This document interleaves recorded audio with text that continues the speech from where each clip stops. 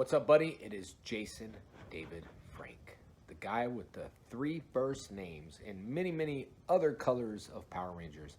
I understand you have a YouTube channel where you do what ifs. That's pretty cool, dude. Anyway, just want to send you my love. Without you guys, wouldn't be here. And just want to do a big shout out to Did Man Bones. That's your online name, and I just wanted to give you a big shout out. And you know it's morphin' time, but the night is ours. All right, buddy, ready? And it's morphin' time. The following is intended for mature audiences. Viewer discretion is advised.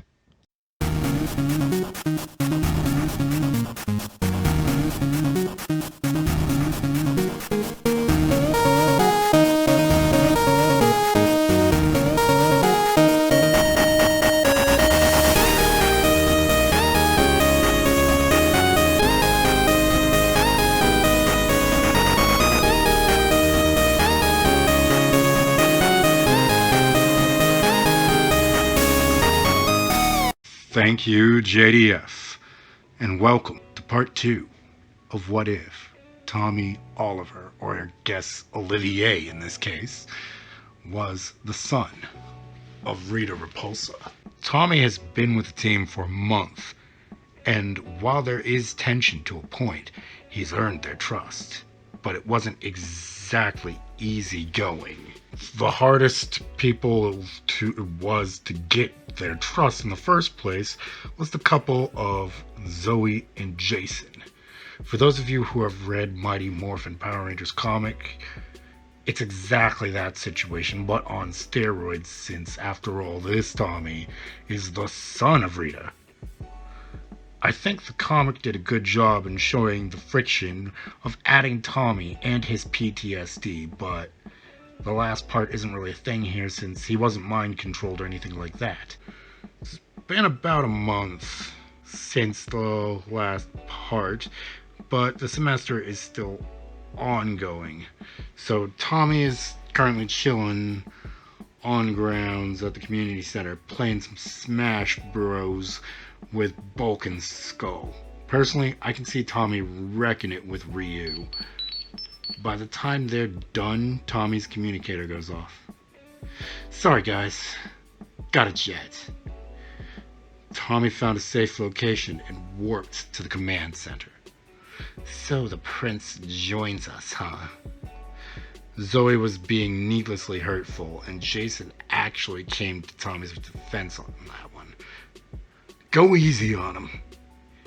He's trying his hardest to live his mother's actions down. Zoe pouted a bit that Jason didn't have her back on that one, but he was right and she knew it. She was just a little hostile that Zordon just made a decision on his own and didn't even bother asking for their input. But the addition of the Dragon Zord to their arsenal made things go a whole lot smoother than it would have. I mean, Tommy really did a number on the Megazord. What's up, Zordon? Tommy asked in all honesty. RIta Repulsa has been stepping up her game since you joined us, Tommy. Like you, I assume she has no intention of killing you, per se. Tommy interrupted. She'll take me down if she has to. Killing this body won't exactly kill me at this point, but I have a feeling that she'll try something desperate to get me back on her side where I, quote-unquote, belong. Everyone couldn't help but feel at least a little sorry for Tommy, considering that he's fighting against his mom. No one would ask him to end her. That was a step too far, and every ranger agreed on that. If it came down to it, one of them would make the final blow, knowing that it would hurt Tommy and possibly their friendship in the process. Speaking of RIta, an old friend of both her and Tommy make an entrance in the Moon Palace. I see you're still after Zordon. So, where's that handsome ex-boyfriend of mine? RIta sighed and explained everything to Scorpina. So, his honor got the best of him. It was only a matter of time, really. He always was a good man, as far as I can remember, which is why we strayed apart. That's when a dastardly plot began growing in Rita's head, as if he could tell what his empress was thinking. Goldar had a wicked smile on his face as well. A few days later in the library, a lovely woman could be seen, and there were men catering to her every need. The only thing that really got Billy's attention was the collection of books that she was reading and had read. In this woman's hands was The Prophet by Khalil Gibran, and Billy couldn't help himself when someone commented on the woman's beauty. Beauty is not in the face. Beauty is a light in the heart. No derogatory words were slung his way, but someone asked, "And what exactly would you know about that?" Billy laughed. "Guys, I'm gay, not blind." Everyone looked away in shame. The woman shooed her friends off and patted the seat next to her. Billy took her up on that offer. On her table were a pile of books, ranging from Confucius, Poe, Shakespeare, Stroker, Verne, and Lovecraft. Even J.K. Rowling, actually. What intrigued Billy was that she was reading, for the older ones, the oldest editions in the library. Period. That's quite the literary appetite you have there. I'm Billy, the assistant librarian. I hope all those aides weren't bothering you during your dive into the literary arts. The woman took Billy's hand. Sabrina. And no, they weren't. I'm quite used to it. There was only really one boy I can remember that didn't go off the walls to get in my good graces. I found him annoying at first, like any romance novel, but soon found myself wanting for his embrace. She droned on, but noticed the flustered look on Billy's face. "Oh, I'm sorry. I didn't mean to overshare. I just get that way whenever I think about him. I know it's cliché, but it was a series of unfortunate circumstances that took him from me. I mean, don't get me wrong, he's still alive, but his family had to leave the village in a hurry."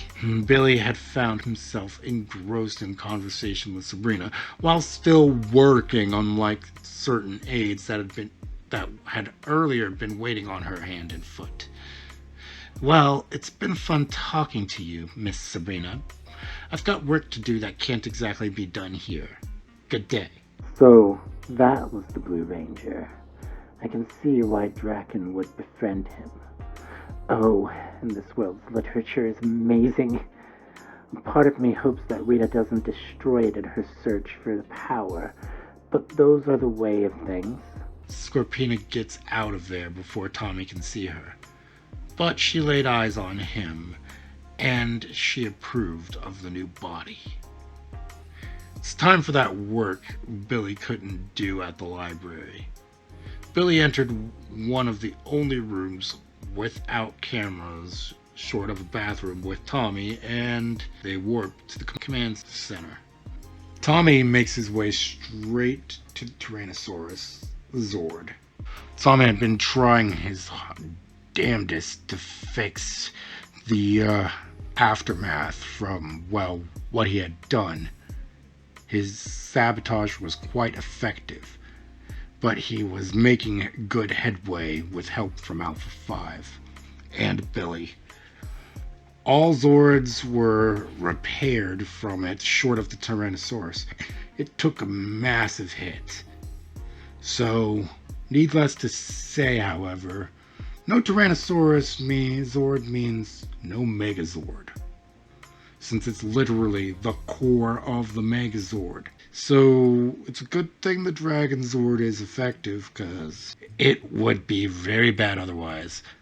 Also, the Pterodactyl Zord is down again. Goldar literally smacked it out of the air, and that did a lot of damage to it. So they're working on repairing those two Zords. But as far as the Tyrannosaurus Zord goes, there are several it's not a wreck. It's together, but there are several, I do mean several weak spots to the point where, like I said, Megazord is a no-go. Now, as far as when the Pterodactyl Zord got swatted out, Tommy was quick to Kimberly's aid, and that fact helped strengthen their bonds between them. Like I said in the last video, this is not canon Tommy and Kimberly. Far from it. But helping Kimberly as quickly as he did not go unnoticed by her best friend Trini, who was already infatuated with Tommy to begin with. I'm not big on the tech stuff like you and Billy, but don't burn the midnight oil on this, Tommy. I'd rather you all make sound decisions on the repairs to my Zord than rush it. Jason sighs, feeling useless. Jason is correct, Tommy. If you feel you've hit a wall, then perhaps Alpha, Billy, and yourself should focus on that other project of yours involving the Dragon Zord. While still feeling a little sad, Jason nodded his head in approval. There was no point in beating a dead horse. Fixing the Tyrannosaurus Zord would take more time than effort, and it would be better if they let it just take the time it takes to minimize the chances of catastrophic failure, especially during battle. This was news to Tommy, however. Sorry about that, Tommy. I was so caught up in both aspects of my work that I forgot to pitch the idea to you. Billy explains that the only functional Zords they have are the saber-toothed tiger, Triceratops, and Mastodon on top of the Dragon Zord, but of course that's obvious they already know that. Billy and Alpha have been working on a draft to combine them to form a more powerful Dragon Zord. They have the tech end covered, but now need Tommy to do some magical attunement, since the Dragon Zord is a blend of magic and technology. Tommy got to work on carving runes into the other Dino Zords and casting spells. This took some time, and they thought it best to do a field test somewhere in the desert far away from the command center. Just to be safe, Tommy cast a veil over the area to stop any onlookers. I'm gonna step outside of the story for a second to talk about this. The building used for the outside of the command center is an actual building in California. It's an institute by the name of, I'm pretty sure I'm going to butcher this, but here we go, the American Jewish Brandeis Bardin campus, that was used in multiple forms of media as a filming location. When a younger adult me started seeing it in other forms of media, I realized it wasn't a set and did my due diligence on where in the world that place is, so I can eventually visit it. I mean, how awesome would it be to take a pic in front of the command center? Too bad I live over 2,000 miles away by car. But back to the story, yeah? The Zord forms, and it's good for a hot second, then a clunk can be heard. Uh-oh. That's when Tommy chimed in. Uh-oh. Uh-oh. Billy, you just upgraded my frackin' Zord. Uh-oh is the last sound I want to hear coming from your mouth. You better tell me what uh-oh means, man. The Zords, like I said, combined for a hot second, and expelled. What happened, Billy? It looked like it was working for a minute. Zoe asked the question in everyone's head. I suppose Alpha and I forgot to compensate for the massive amount of energy the Dragon Zord would output in this instance. We accounted for the physical energy, but not for the magical when we made the protocols for the joining. But that's what a dry run is for, isn't it? Tommy held his statement to himself. It would be far too hurtful, but he was glaring at Billy through his helmet, and Billy could feel it. Tommy was slightly regretting giving Billy access to his Zord Bay, but it had to be done and he knew it. I'm pretty sure that since the Dragon Zord chills underwater for the most part, that it would have its own Zord Bay. Due to this Tommy's magical prowess, the bay itself would be a plane all its own within the water. Or rather, separate from the water. So, anyone who wanted to service it, i.e. Billy and Tommy, wouldn't get wet or drown doing so, if somehow the ceiling got torn off. It's also shielded from remote viewing or teleporting, short of the authorized rangers. So, no surprise visits from Rita's lackeys. Now that Billy and Tommy are alone, they can have their conversation. I have some choice words to give you about endangering not only my, but all of our Zords. I'm gonna give you the benefit of the doubt and say you ran your scans and various tests with Alpha, but you failed to do one very important thing, Billy. Do you know what that is? To be clear, Tommy wasn't yelling at Billy. This is meant to sound more like a lecture than him chewing Billy out. Yeah, I should have consulted with you during the planning process. I'm just so used to it being just me and Alpha that I didn't think about it. I'm sorry, Tommy. I'll do better next time. Tommy sighed. Please do, Billy. While I may control the Dragon Zord, it does have some sentience to it, and has been a steadfast partner of mine. Avoid putting him in danger like that again. My suggestion is that you do this. Basically, while the power was coming from the Dragon Zord, the other Dinozords would take some of the load off of it, as well as vent the excess so the Dragon Zord doesn't overheat and disjoin like it did before. Billy and Tommy were up for hours working on the battle mode, and they made quite the breakthrough. When they tried it again, this time Jason and Kimberly were watching the output of all the Zords for them. Tommy did something he rarely did. Enter the cockpit. Alright guys, Dragon Zord battle mode online! The sequence activates, and this time it takes. The mighty Dragon Zord now has its battle mode, and just in time too. Angel Grove fell under attack. Luckily enough for our rangers, it wasn't a school day, and their group is rather tight-knit, so everyone would assume they made their way to a shelter together or something. Tommy was glad he didn't have to worry about parents, but he had his own problems we'll get into a little later. I bet some of you were expecting me to have a giant Scorpina, right? Not yet. She's playing the waiting game just like Tommy was in the last part. We'll get to the monster in a moment. The Rangers are called back to the command center.